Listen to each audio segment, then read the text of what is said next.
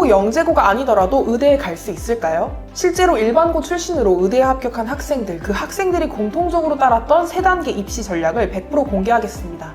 평범한 일반고 학생이 의대에 안정적으로 합격하려면 완전히 다른 입시 전략이 필요합니다. 특히 내신이 1.2에서 1.5 사이인 학생은 꼭 영상 끝까지 보시기 바랍니다.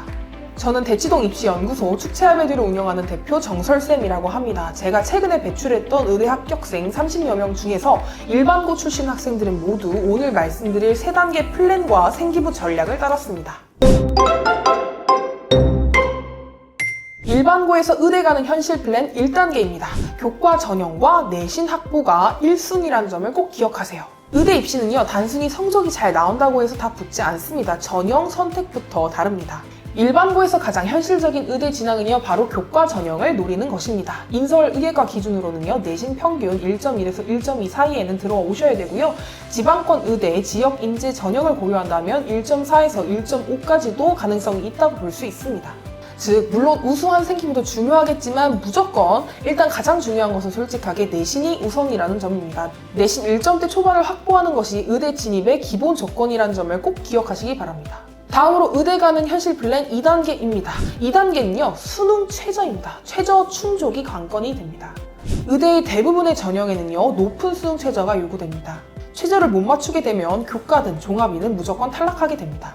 단순히 특정 과목만 공부해서 수능 최저를 맞추려는 전략은 위험합니다. 정시로 스카이 일반학과 정도는 지원이 가능한 정도의 성적, 그리고 수능 실력이 있어야만 수능 최저를 당일날 맞출 수 있다는 점을 꼭 기억해 주시기 바랍니다. 여러분, 아무리 생기부를 잘 챙긴다고 하더라도 수능 최저를 못 맞추면 의미가 없어집니다.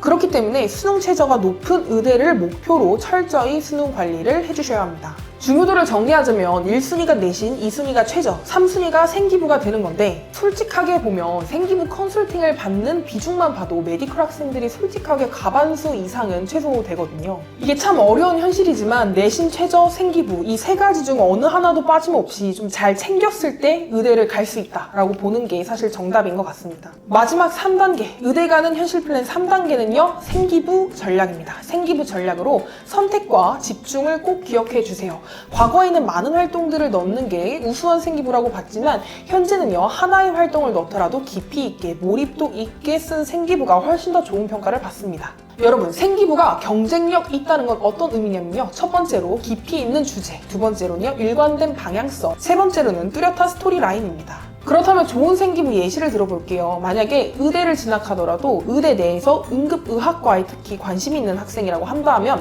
체육대회에서 응급요원 활동을 하고 부상대응 매뉴얼을 제작해보는 그런 활동들로 의학적 관심을 보여주고 현장 경험 중심의 스토리를 구성해볼 수 있겠습니다.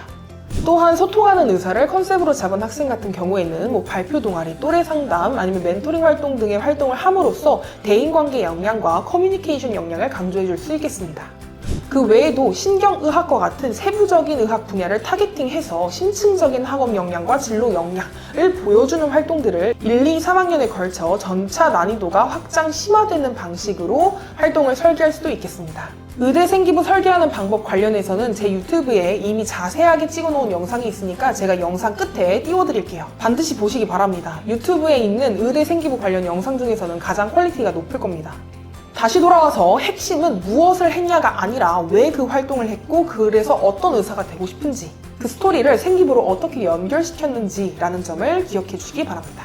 다음으로 일반고에서 의대 합격한 학생들의 생기부 공통점 3가지를 제가 꼭 짚어드릴게요. 단지 의학계열과 관련된 활동들을 양적으로 많이 넣는다고 해서 생기부가 좋아지는 것은 절대 아닙니다. 실제로 의대에 합격한 학생들의 생기부에는 놀랍게도 뚜렷하게 공통된 3가지 지점이 있었습니다. 첫째, 어떤 의사가 되고 싶은지 명확하게 보여준다. 단순히 의대 진학이 아니라 소아청소년과 정신과처럼 구체적인 진로 목표가 녹아 들어가 있어야 합니다. 둘째, 실험보다는 맥락이고요, 장비보다는 사고력입니다.